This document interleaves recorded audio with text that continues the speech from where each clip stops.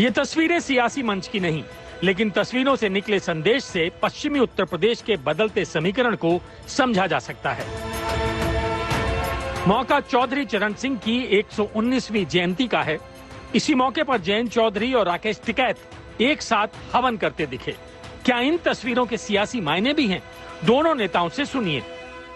Message ये कि ये वही लोग हैं, वही वर्ग हैं जिन्होंने चौधरी चरण सिंह जी के राजनीतिक एक विरासत को संभाला था और ताकत दी थी और धार दी थी किसान के राजनीति को, और आज वही समीकरण हम लोगों को बनाना है। अच्छा, किसान आंदोलन भी हुआ है, आज चौधरी राकेश टिकैत भी आपके साथ बैठे हुए थे और तमाम चीजें, क्या लगता है कि उस आंदोलन से एक नए तरफ दिशा बढ़ी है राजनीति की? आजाद भारत में पुनः लोगों के अंदर उम्मीद जागी है कि नागरिक अधिकार के लिए जब नागरिक स्वयं आगे आएगा, सरकार जो भी हो उस पे हम लोग हावी रहेंगे। पॉलिटिकल पार्टी वाले बहुत है, पूरा झंडूदार पार्टी रखी है पूरा। हमें तो पता ही चला कि इलेक्शन भी शुरू हो गया, हम तो छत्तीसगढ़ उधर थे। हालात खराब हैं देश के, ठीक नहीं है स्थिति, ठीक नहीं। चलिए, तो मतलब यहाँ का कोई सियासी संदेश आपकी तरफ से नहीं? अमन कुंड से कोई सियासी संदेश नहीं है। तो किससे? अमन कुंड से तो है नहीं भाई, जिसको काम करना अपना क्षेत्र में जाओ, अपना काम करो। राकेश टिकैत के मुताबिक ये प्रयोग नहीं, संयोग है, लेकिन इस संयोग से बीजेपी का पश्चिमी यूपी में खेल बिगड़ सकता है। कैसे, हम आपको आगे बताएंगे। उससे पहले चुनावी समीकरण पर टिकैत की टिप्पणी आपको सुनवाते हैं। जयंत चौधरी, दोनों आप लोगों ने साथ में हवन किया है, इसका और कोई भी संकेत है? यहाँ तो बहुत लोग थे, हमन तो कोई भी कर लो, हमें तो यही आने का पता चला कि जयंत चौधरी भी आ रहे। चौधरी चरण सिंह तो सबके थे, वे किसी एक आदमी के तो थे नहीं। भाई चौधरी चरण सिंह जी को अगर ये मानने के वे जयंत चौधरी के थे तो अपने घर पर करते। ये तो यहाँ किसान घाट हुए तो किसान घाट सबका, और चौधरी चरण सिंह भी सबके, यहाँ कोई भी आ सकता है। लेकिन जो तस्वीर जाती है उससे संदेश भी तो जाता है। और संदेश तो क्या पता भाई, कहीं का जा संदेश का क्या पता।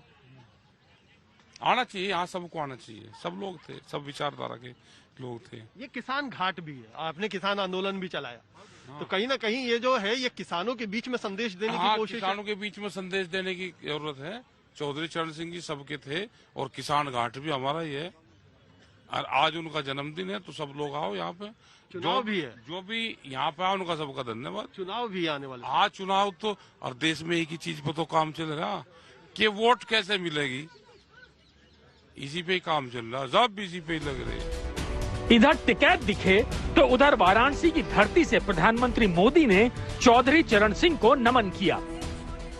आज देश के पूर्व प्रधानमंत्री चौधरी चरण सिंह जी की जन्म जयंती है। मैं उन्हें आदरपूर्वक श्रद्धांजलि देता हूं। उनकी स्मृति में देश किसान दिवस मना रहा है। दरअसल पश्चिमी यूपी की राजनीति में जाट बड़ा फैक्टर है। कहते हैं यहाँ जिसके साथ जाट उसकी ठाठ, वरना खड़ी हो जाएगी खाट। पश्चिमी यूपी में बीजेपी को रोकने के लिए किसान आंदोलन के बहाने ही जयंत चौधरी ने सियासी जड़ें दोबारा जमाने की कोशिश की है। ये पहली बार है कि रालोद के पास लोकसभा और यूपी विधानसभा में एक भी सीट नहीं है। ऐसे में भारतीय किसान यूनियन से अपनी अदावत भुलाकर जयंत चौधरी अपना सियासी भविष्य देख रहे हैं। और तो और इस बार पश्चिमी यूपी में अखिलेश और जयंत चौधरी की जोड़ी बीजेपी को रोकने निकली है। सब जानते हो कि जब सरकार तभी झुकी जब उन्हें वोट का डर सता रहा था, तो वोट से ही जो है जनता में जो हम परिवर्तन लाना चाहते हैं सत्ता में, वो संभव हो पाएगा। इसलिए जनता से मैं उम्मीद करता हूं कि राजनीतिक अपनी ताकत को समझे और उसे मजबूत कराएं। अच्छा, एक आखिरी सवाल, क्योंकि बात कई बार होती है कि गठबंधन है, लेकिन अभी तक सीटों की घोषणा नहीं हुई है। कितनी सीट पे आप लड़ेंगे, कितने पे समाजवादी पार्टी लड़ेगी, क्या इसकी घोषणा जल्दी हम उम्मीद करें? सीटों का कोई बंटवारा नहीं होता, सीटों पे संयुक्त लड़ाई होती है, साझी लड़ाई है। 403 पे रहेगी। 2019 में एसपी, बीएसपी और आरएलडी गठबंधन भी बीजेपी को रोकने में नाकाम रहा, क्योंकि जाट वोटरों ने मोदी के चेहरे पर मोहर लगाई थी। अब सवाल है, इस बार जाट किधर जाएगा? हमने सरकार को बनाने में सबसे ज्यादा सहयोग करा। हमने कभी भी राजनीतिक का जो चोला है वो उतार कर हमने भाजपा को समर्थन किया, तो हमारे लिए सब तो नुकसान की साबित हुई। तो हम तो यही कहे भाई, हमने अभी बड़ी भूल करी कि भाई 3 इलेक्शनों में 2 लोकसभा के और 1 विधानसभा का उत्तर प्रदेश का, उसमें हमने भाजपा को समर्थन दिया। इनके जो वे थे, एक प्रधानमंत्री जी के अच्छे वादे थे, एक बार हम ये करेंगे वो करेंगे।